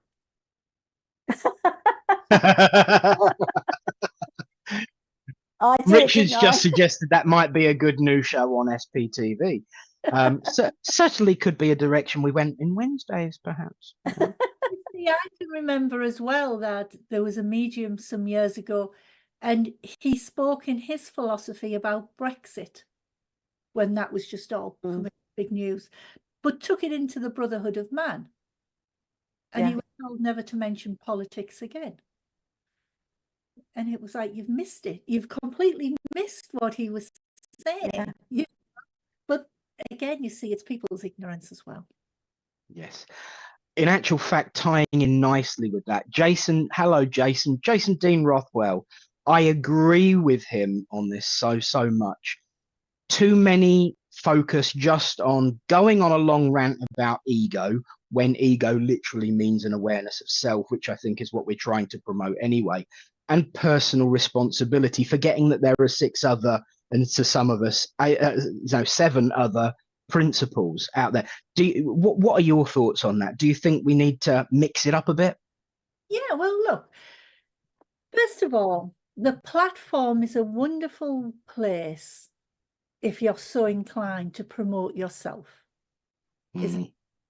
You've got a captive audience who can't leave. So let's talk about how wonderful I am, you know? But what we need to do is to take each, I did a workshop on the philosophy and on the principles not that long ago, as a fundraiser for a church. And I said, take a principle a week, just take one, dissect it, look at each part of it, feel into it and ask yourself, what does that mean to you as an individual? People say you can't, why use the word God? God, you know, it doesn't exist. Nobody's interested in God. But what does God mean to a spiritualist as opposed to any other religion, you know? And look at personal responsibility. How does that affect your life? Because if we can take one principle a week, look into it, feel into it, find our own depth of understanding, you've got your philosophy. Yeah. You really have, you know? But yeah, so I don't disagree at all with Jason. But again, No. Terry Louise has just said, I've really enjoyed the show this morning. Jackie is very inspiring. I agree. Well, we know that. We know that. I had a wonderful lady, Jackie, at my church, and she's in the spirit world now, but she was called Enid Meager. And she used to bring in slogans out of her magazines and things like that, because the church had a speakers class, and I used to go along to it. And she used to bring slogans, and we'd have to put our hand in the bag and pull out a slogan. And then we'd have to read it, talk about what that slogan meant. And then she'd say, right, now go deeper. that's right. Now take it to the next level. Yeah. Go into the next. Yeah. Absolutely. And that's a great thing to do, because and one of the girls, and then we were given presents out of a Christmas cracker over Christmas, and we had to, and mine was a little pack of playing cards, so I had to do a talk on that, and it just pushed you more and more, you know. And also, so if something's chucked at me now, or I do the same with my students, because it pushes you just a little bit more. Yeah. Oh, absolutely. Yeah, absolutely. And I just think that that core teaching, if you will, is missing now, you know. And that's why so many people say, don't understand philosophy. And so many churches have notices in the mediums room saying 10 minutes only, 5 minutes only, or whatever. I do know, I've got to say this, and I'll get shot for this, but so I'll never be silenced. I don't believe a philosophy should have a time scale. I believe if I've heard 10 minutes of inspiration that's really got me, I don't want then the medium to feel they have to speak for another 5 or 10 minutes and waffle and ruin it. And I just think, again, we take away from that connection to spirit by saying, watch the clock, you know. Yes. I hope that. Yeah, it's true. Yeah, it's Power true. to your elbow on that one. You've got, I know you've got 2 people watching your back on that one at least. Well, we have had such a fun time talking to you, and we know that we're using up some valuable time. We are going to let you go in a few minutes, but I'd like to give you the opportunity. It might be a little bit putting on the spot, but I'm sure you've got something. What would be your message if you had the opportunity to just sit there and tell as many people as possible in one lump what you would like to be the message to be? What would you say to them? Because this is it. This is your chance. Tell the world. Only one. Could I have another hour? I think I would go back to right at the very beginning of this show, and somebody's screensaver said something about be the change you want to see. And I would say to everybody, it's so easy for you to be the one who just grumbles and moans and kicks and knocks. Be part of the change. Know that you're important. Know that we all need each other. And be part of the positive change rather than just the grumbler on the end of a keyboard. You know, the spirit world don't choose people because they are special or they're favorites or anything. They choose you because of your uniqueness. Celebrate that. Never let anybody tell you you cannot do. Celebrate your uniqueness and then go forward with it. But be a positive change in this world, not the one who puts down another because it's easy to do. That doesn't make you powerful, it makes you weak. So be the positive change. Amen. Well, thank you, Jackie. Very inspiring words. And it's been an absolute pleasure to have you on the show with your wisdom, your knowledge, your honesty, and your inspiring words. And I love that honesty about you. I really do. So thank you so much. And I hope somebody's just said, please come back more. So I hope that you will come back again and be a guest. Pleasure. Thank you. Absolutely. Totally share that sentiment. It's been wonderful hearing, as Karen said, your honesty, your truth. And, you know, as we say in the Fens, putting your money where your mouth is. And long may there be power to your elbow. I have to say, you are the people out there who will judge me on this. If I don't put my money where my mouth is, then you walk away and you let me know that, because you're the people who hold me accountable. Yes. And I think that is probably why everyone is saying things like very refreshing, from Cherry Ann all the way over in France. Bernie says, thank you, Jackie. It's been really insightful listening to you. Absolutely, absolutely. Everyone has had such a wonderful time. And in actual fact, I think this is the longest we've got away with interviewing somebody. Absolutely. So I apologize if you've gone a little bit numb in certain places, but it's been an absolute honor and pleasure to have you on the show. I've never had an issue talking, I can promise you. Well, neither do we, Jackie. I often get in trouble too. It's been an absolute pleasure. There you go. You're getting confirmation from the voice in our ear of the living spirit, Richard. Certainly does. I'm often told to stop waffling and get on with it. And so, Minister Jackie Wright, President of the SNU, and our newest friend in the SPTV family, of which you are now an honorary member and very welcome to it too. Thank you so much for sharing your time with us. And we do hope to see you again soon. Yeah, thank you so much for the invitation. Thank you. Our pleasure. Thank you, Jackie. And I'll be in touch. I'll be in touch soon. Okay. All right then. Take care. Bye. And now it's now it's time for a quick break. So Roland, Richard.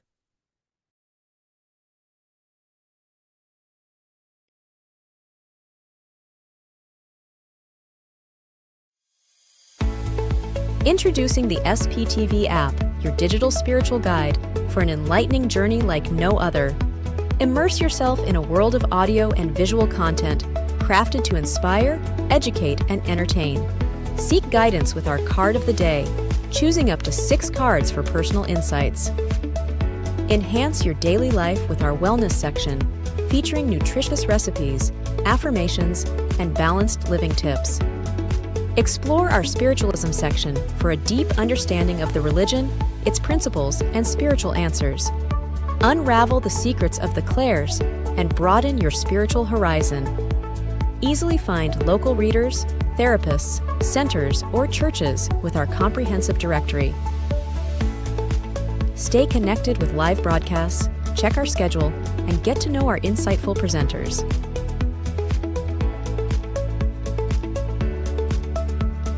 Delve into the meanings of angel numbers, crystals, and a comprehensive list of divination meanings. All of this and more, available for free on the SPTV app. Download now at sptv.uk/app and start your journey with your digital spiritual guide.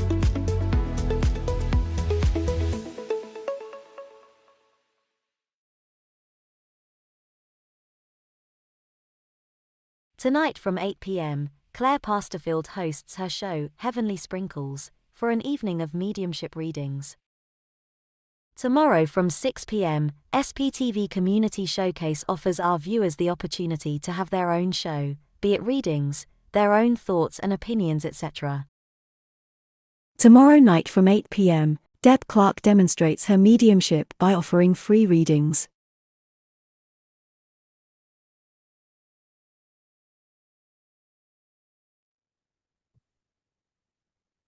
And we're back.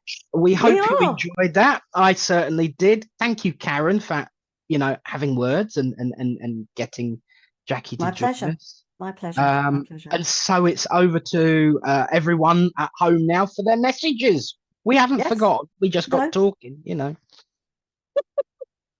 We like to talk. So do you want to kick things off this morning, Nick?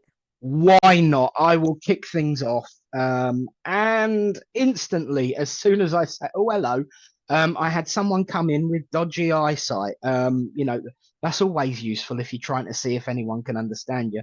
The person that stepped forward straight away with me was a lady, thank you, who had very, very dodgy eyes. And I suddenly felt a little bit woozy and a little bit unsure of myself. And no, I'm not chatting.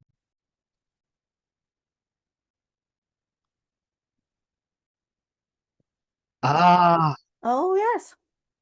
absolutely. Richard's just interjected to remind everyone that if you want to come on for a reading, we can do that now. That's why we're on Zoom.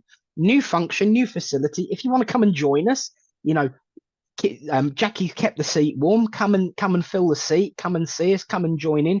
You can actually get in touch with Richard. Just let him know in the comments, and you can come on and have a message directly with us. And we don't have to wait for the 3-second delay in the communications, which is exciting.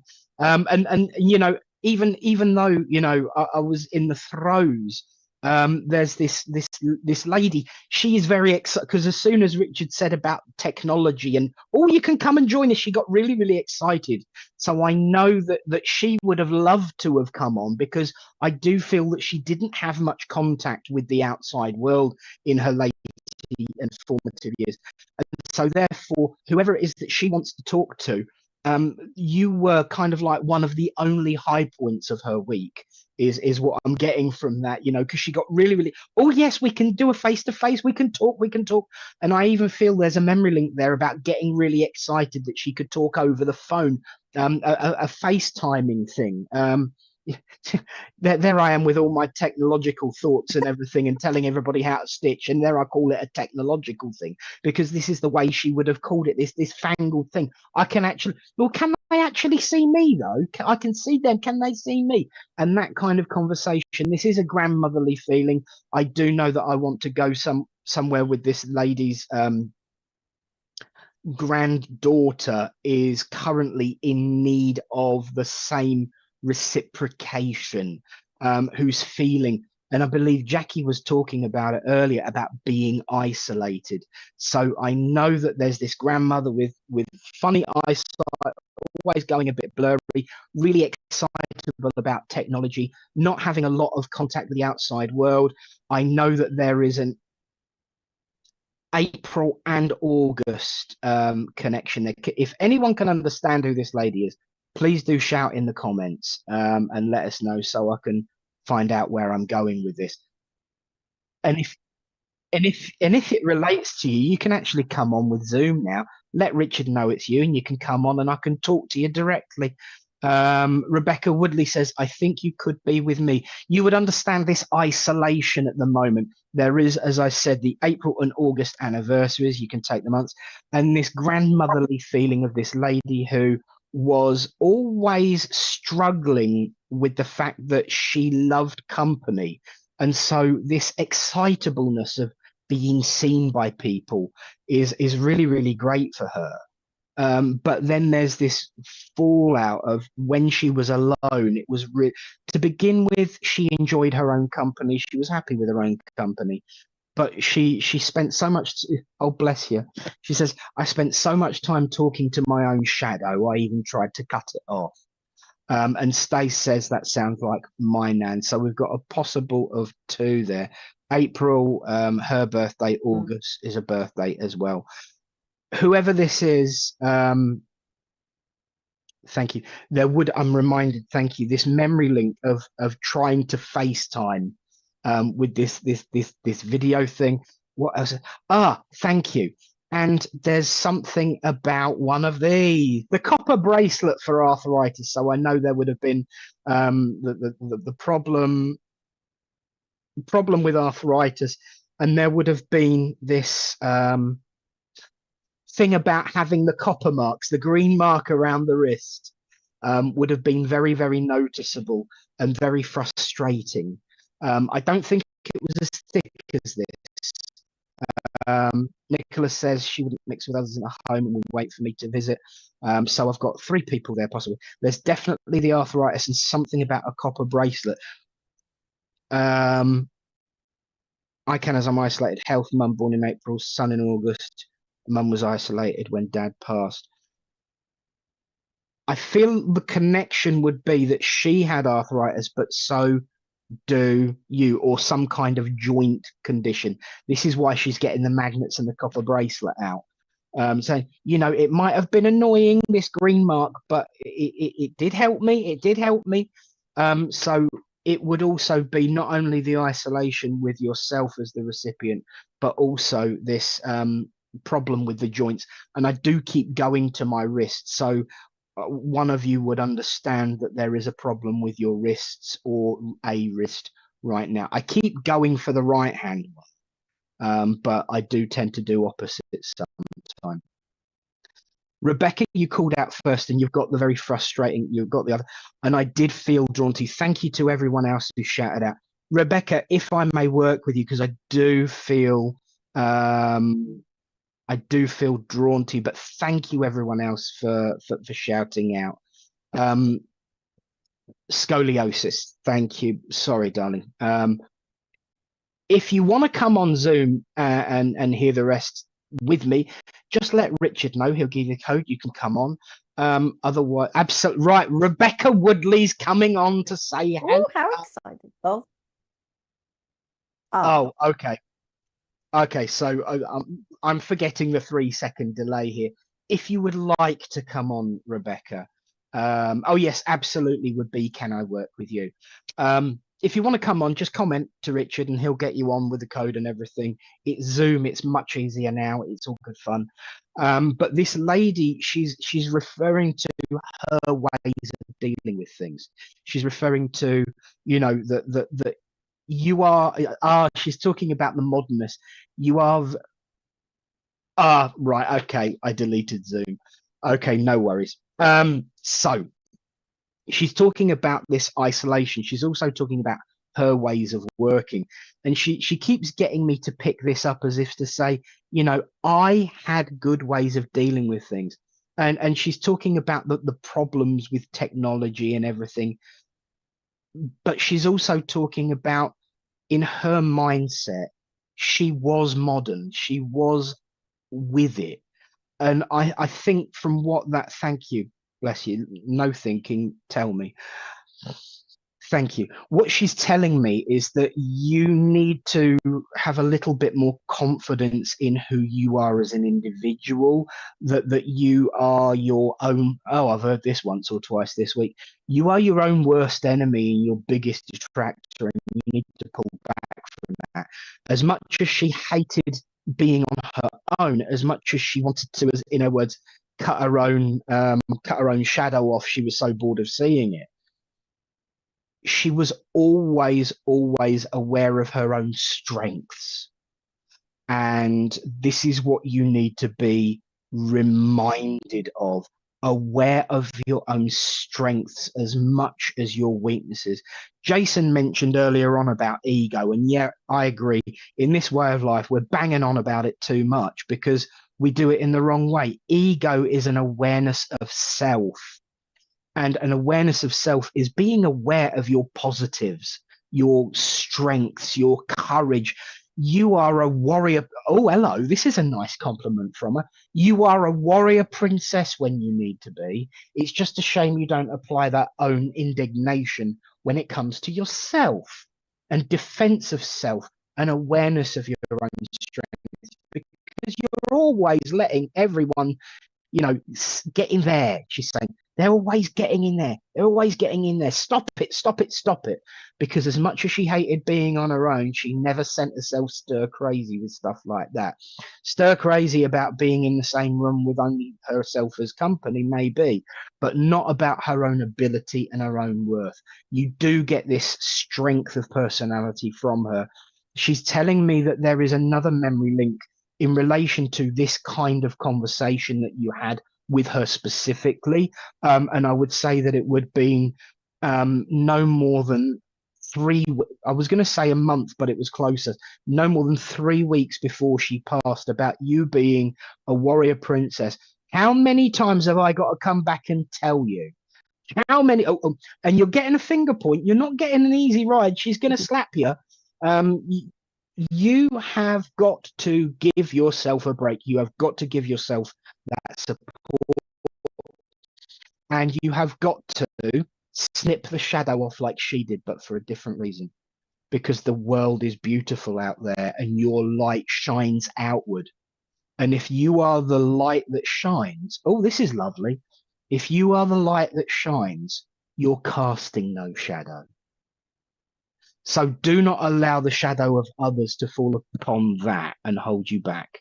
Be yourself, be inspired, be true, and never give up on yourself, because you are worth it. And she's taking the mick now because she's just sitting there and she's going, you're worth it. So she's obviously seen the advert. So I'll say God bless you and thank you for listening, Rebecca. Oh, that was lovely, Nick. I love the little bit of philosophy in the message there. So that's lovely. She did. I think she was listening. I think she was listening. Absolutely. Yeah, the spirit world do, and they do take on board what we say. I have a lady here with me, and I know that she had 2 different cancers, and she's just making me aware that before she passed, she was done in. I feel that she'd gone through a lot of treatment, and I just feel she was really physically tired. But I do feel that she is also, she's a mum here. She's a mum. And I do feel that she wants to talk to her daughter. And I just feel that she could be herself around you. There was a lovely connection between the 2 of you. And I just feel to the outside world, she sort of put on the face, she put on a little bit of the front. But when you 2 were together, she'd look at you and you'd know that she was going through a tough day, and you'd hold her hand. And I just feel that you held her hand through a lot of stuff, because I feel that the cancer spread. It was in one place, and it was it spread around quite quickly. And I feel that she kept fighting, but definitely towards the end, she got really sort of like tired. So does this make sense to anybody at the moment? I feel that it's mum, and I just feel that there was a very, very close bond between mother and daughter. She was quite a strong lady, I feel. And there must have been something going on when before she passed, that she sort of struggled to go to. It was like she kept thinking, I've got to make this date. Something happened, like an event or something. I've got to get there for that. And I do feel she struggled walking around her home towards the end. Dion, are you saying yes to what I'm saying? Just let me know if anybody else can understand. I'm also hearing now, would you understand that you have her wedding ring? She's saying that my daughter has her wedding ring, and I feel that was very precious to her, and she never liked to take it off. Even when she was in hospital, the plaster was put over it because she didn't like to take it off. So I just feel that you still have it, and I feel that it was hard when she passed, because I feel that there was things that you couldn't look at, things that you couldn't touch or deal with. It was like you put things to one side. I mean, talking about mum's personal bits, photographs, her belongings. And I also feel that she would have loved perfume, because she's giving me quite a strong scent now. So I feel it was like what she always wore, like her signature scent, a signature perfume. So I just feel that she's just, it's floral, but it's quite a strong, definitive floral. And I feel that she would have known you would have known that was her scent. And I feel that you would have bought her this for birthdays and Christmas as well. It's in a box, and it's got flowers on it. I can see it in a box. It's a white box with flowers on it. This scent. I'm also hearing the name of Maureen. I'm not saying it's her name, but I just feel that the name of Maureen is connected, and she's taken me to December now. All right, okay, you can understand that. And she's taking me to December now, and I know that there is a birthday in December, at the beginning of December. I want the first few days of December, but I also feel that Christmas was very important to her. She's also taken me to October, so that's telling me that this lady was particular about dates, because I think that there was circles on her calendar, things were put down like so-and-so's birthday, and she's laughing now. She said towards the end, it was like doctors and hospital appointments. So I feel that she didn't always take herself too seriously, and she tried to play down the illness for certain members of the family. Dion, would you understand where there is a young boy? I don't know if it's connected with you, but I feel this is a grandson or someone that was very close to your mum. And I do feel that she wanted to spend a lot of time with the children before she passed. It was important to her. And she's showing me pictures that the children would have drawn her and brought into a hospital bed or a bed in her room. And she said she was absolutely sort of so overwhelmed by their pictures, because it was really, really important to her that she receives that. She's also drawing attention to my bracelet. So I feel that there's a bracelet that you have that is either mum bought you, or it's connected to her. Something about 21st birthday, something about a 21st birthday. So she's bringing a lot of love to you, and she just wants to be remembered to you. And she is around you because she knows that you need a lot of strength. And she was quite a no-nonsense lady, and she was very clear when she spoke. And I just feel that she's giving you her strength. So if you can take this, I hope that the rest of that message makes sense to you. So thank you for working with me. Bless you. Well done, mate. Lovely. Lovely, lovely, lovely. Well, I've been sitting here half listening to you and half getting obsessed with that picture behind you on your wall. I've got to be wall. People at home probably can't see it because of the angle that they've got, but I've got a bit of a wider view, which is, a good job for me. You can't see my laundry and stuff like that hiding in the background. But I'm drawn to that picture on your wall. And then as I was sat looking at that, I was being shown another picture on a wall, which was very, very different. And I know that it was something that would have been on the wall of the person who's coming through, who wants to talk. And it's really, really strange because there's this spiritual angelic painting that's very spiritual / spiritualist style and design. There it is. So there's that one, which is a beautiful image and a beautiful picture. And there's this image that's very similar to that in style and design and format.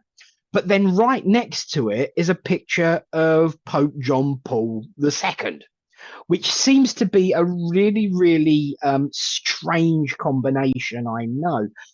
The irony with what Jackie was saying about earlier, and I'm reminded that I mentioned that I quite often met people who would go to spiritualist churches after they'd been together. But I'm just seeing this combination of someone who was very spiritual, but very, very, still stuck in their old ways and their. But I love that phrase that she used earlier, Jackie, birth religion, the religion that she was born into. So I know that these two images would have been on display either at the same time or in the same room at the very least. So someone who was very spiritual, but someone who was also very, very, in awe of this spiritual figure. As she draws, thank you. As she draws close, I'm feeling a very strong connection with. She's very, very thin in the face. She's got very strong cheekbones, lovely, well-kept hair, and I do feel it's strand perfect when she went out. half a can of Silvercrin later, you know, even a 10 force gale couldn't have knocked down that haircut. It was absolutely perfect. I smell oh wow, yes, I know what those are. Thank you. I smell Parma violets, so I know that she'd have probably had some of those in her pocket. Oh, okay. Right, I've just been told that I'm describing Richard's grandmother. The Parma violets was really, really important because it just suddenly went up the nostrils. And that's what Richard was waiting for. Well, you've got two choices, Richard. You can either comment in the background or you can come on screen with us. And you know, but he is feeding himself into the audio. So there we are. This lady, as she comes through, I do feel with her kind of, once again, the two images represent the two sides. There is this stern, no nonsense, don't mess with me. That's correct. But such a sweetheart at the same time, and would really, really do anything for anyone if she felt that they were in need or deserved it. And I think that she balanced that off rather well in terms of her personality. But certainly to the outside world, you did not mess with her. There was a tall and straightness about her. Her posture, as she's showing herself in her prime, it was called respect. Absolutely, yes. Her posture was absolutely spot on. But when she stood like that, it wasn't lauding it up. It was almost like there was this school teachery style in her personality of wanting to see everything that was going on, and she felt that if she were to look above the shoulders of others, she could see what needed to be seen rather than climbing above others. Can you understand that, Rich? I would, yeah. She just had ultimate respect by her peers, her friends, her family. She didn't need to, she always stood up tall, never looked down at anybody. She was just full of respect by everybody.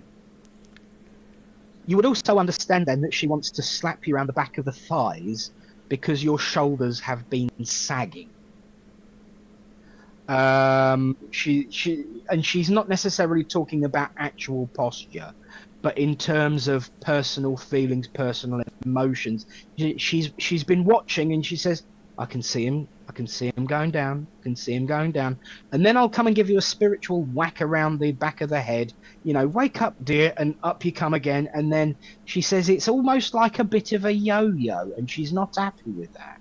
Okay. Because she would, I think, from the feeling I get from her, the one thing that she wished for everybody, no matter where they were or who they were, was the best success in their life and the utmost confidence in their own ability. And I do feel that that's why she earned people's respect, is because it was always about being the best you can possibly be in face of adversity. And as I'm saying that, I'm feeling a little bit glazed over with her, as if to say, I don't want you seeing that. But there was a lot of adversity that she had to overcome in her life. Very, very close, very, very personal, that she would not have shared us. Oh, hang on. Back's going up again. Certainly not in a format like this. Definitely, yeah. Her personal life was her personal life. Yeah, and she doesn't really want to talk about that. But you would know and you would understand that when she speaks with an authority of experience rather than, softly, gently. Well, she's your grandmother. You give her the respect, don't you? Listen to what they say. Absolutely. And she appreciates that, but she would have... I've got to correct you a little bit on that. She says, I would never demand it because I'm your grandmother. I would still expect to earn it. And that speaks volumes about her for me as a person, because it was all about earned rather than demanded. And, I can feel that warmth within her. And I know that... Okay, thank you. I know that her commanding presence never really ceased in being. And that sounds really, really strange. But as we all age, we know, depending on how our health changes and how our physical stature changes, we can sometimes feel a little smaller. But she never felt like that. She always was a giant, no matter what the world dealt her, and no matter how her physical, ability to move forward in her life changed. She still was a towering presence within that. And she wants you to remember that, because that is, it's a compliment, Richard. She's got to say, that's the one thing that you always remember, and I'm so deeply, deeply touched that you do. She's having a laugh. Bit of inside secrets here. She's having a bit of a giggle, actually, because she's going back to your suggestion about having a plant on the shelf behind Karen. And this is why she's getting into the room at Karen's. So she was listening to that conversation. She was having a laugh about the suggestion of the plant like a waterfall, because she liked plants like that. Her place was full of plants. Ah, lovely, thank you. It's kind of like, make it more natural. You don't preen them to the extent that it's topiary. You let it be itself. And so she was loving the idea of a flowing waterfall of leaves behind Karen. So she just wanted to come in and have a bit of a giggle about that. She says you could do with getting outside and seeing some of it yourself. I know you've got plans to do that, but why wait? Get out there now. On the south coast, more sun than up north, obviously, so take advantage of that. And she would have been someone who would have, as she was towards the end of a conversation, she would have thrown in those little tidbits of, oh, and by the way, and by the way, and by the way, and by the way, to make the most of the time that she has with you. And by saying that, she wants you to make the most of the time that you have with you. But absolute, you said it yourself, and I'm going to say it back at you. Absolute respect to you. And thank you for speaking. So, right, I don't know whether this is a memory link, but thank you for speaking so clearly and kindly of my name. So I don't know whether it's a conversation or whether you spoke at a memorial. I did, I spoke at a memorial. Thank you. She says, thank you for speaking so clearly. And now I understand why you keep telling me off about my teas. So I'll say, God bless you. Did she tell you off then, did she, about your teas? She told me off with my teas, yes. Now she used I know to where tell you me get off when I was my teas.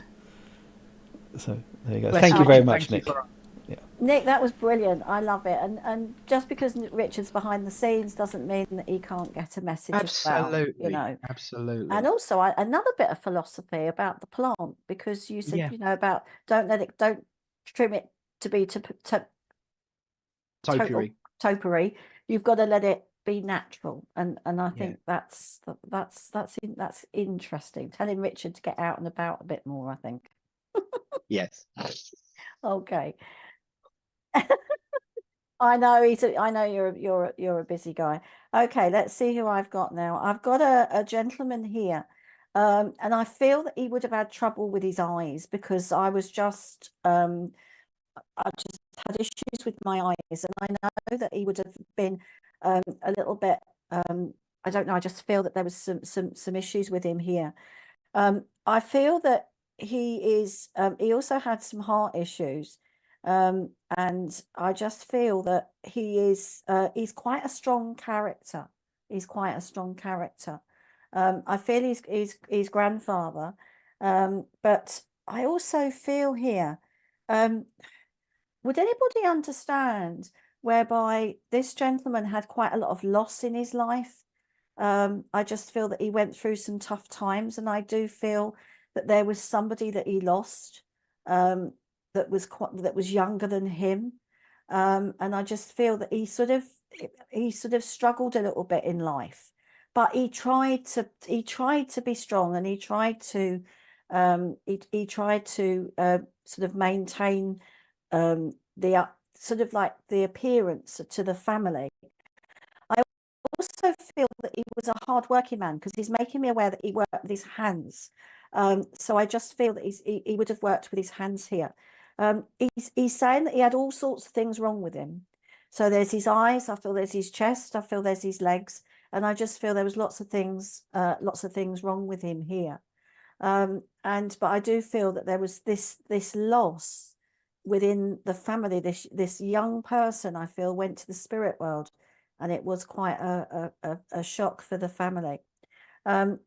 He can be quite stubborn, and I feel, especially towards the end of his life, and he's making me feel that he didn't want to move from somewhere, because he's sort of like he's making me feel quite rigid in my chair. So I feel it was like he must have sat in the chair, or he didn't, like nobody could move him out of the chair or move him out of this property. And he didn't like people pecking his head. So I feel that he hated it when people sort of like ganged up on him a little bit. And he knows now it was for his own good, but I feel that he had things in certain places that he didn't want to move. And I feel there was a lot of memories in the home, and I do feel it was slightly cluttered, because he was a little bit of a hoarder. Now, is this making sense to anybody at the moment? If it does, just put a message up, or if you want to come in to Zoom, let Richard know. Right, okay, Jane, let me just work with you. If you want to come in, Jane, to do the message, then you can. I can understand most of this apart from the young loss. No, it definitely, that loss is there. I can't move away from that. So can I just go back to Jane, because I do feel that that it's the loss that really affected him, and he never really got over that. It was like the memory was there, and he's sort of taking me out into the garden now, and I do feel that he would have kept all this grief inside. And I feel there was a lot of emotion with him. He's making me feel that he used to go off, and I don't know if he went off for a walk or if he went into a shed, but I just feel he cried in private, and he's giving me those emotions. And I just feel, because he had to be the strong one in the family, he said that he didn't want to go to work, but he had to go to work. He said he could have quite happily just stayed at home, and he had to sort of really force himself to pick himself up. All right, it's just a really tough one, this one, but he just wants to come through to you, Jane, because he wants to give you some strength, and he wants to give you his love. And I feel that I just feel that it's like he feels that in some ways he cut himself off a little bit from family. And he didn't mean to, but this just lost stayed with him. And I just feel that he just wants to come forward, because he wants to be with you now. And I feel that he sort of like engrossed himself in getting up in the morning, going to work, coming home. But he said he sort of had to force himself. He was quite a fighter. He was a very determined man. And I do feel that he didn't like injustice as well. And I do feel that he tried to surround himself. He tried to get over the loss and surround himself with things that sort of to occupy his mind. Because if he stopped to think, or it took him back. And he felt so powerless, because there was nothing that he could do.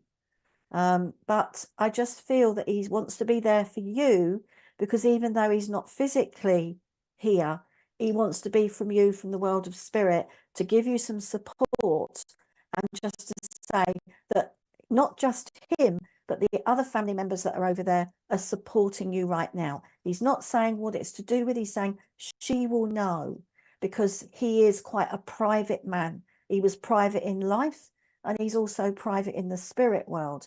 But okay, so your mum was younger. That's lovely. But I just feel that he wished that he could have. I just feel that sometimes he just held back a little bit from emotional connections. That's what he's making me aware of, and he's sorry for that. But I just feel that he loves you, and and he just wants to give you that support. So please take his love, and thank you for working with me. Beautiful. Beautiful. Well done, mate. Oh, he was quite an emotional gentleman there. Definitely, definitely. It's been quite a ride today, hasn't it, Dole? Well, it most certainly has. I mean, we've had a wonderfully inspiring interview, some emotional messages. But do you not think, Nick, that everything amounts to healing? All mediumship is healing. Absolutely. The messages, the philosophy, and of course the absent healing. And this is what this beautiful religion is all about. Absolutely. Amen, sister. Well, friends, it has been an adventure and an absolute pleasure walking this path with you today. We will be back not next Monday, well, we will, but we'll be back on Wednesday, where we go for it again. And, you know, different twist, different day, same theme. Brighten your day, keep it going. We'll be there to prop you up midweek before your shoulders start sagging. It's been an absolute pleasure to see you all today. Absolutely wonderful questions coming in. We do have to ask for everyone to send healing to Kate May today. Nicola has noted that we haven't shared her today. She's not well today, so was unable to do her spot for us. So please, please, please, there you go, the healing again. Yeah. Send your thoughts. Yeah, sorry, Kate. We should have mentioned that earlier to send her healing, bless her, because she does her segment for us every week, and we got carried away with our interviewing and what have you. But we do send you lots of love and healing hugs, Kate, and she'll be back with us. She'll be back with us Monday. She's not with us on a Wednesday. Is that right, Richard? Yeah. So it's just us on the Wednesday. But if you want to come on and be part of the show and have a reading face to face with Nick or myself, please let us know. Please come, please come on, because that's what Zoom, that's the beauty of Zoom. And that's that's why be part of the show. That's why Richard's done this, so that we can be more interactive and bring the community, onto the show as well. So.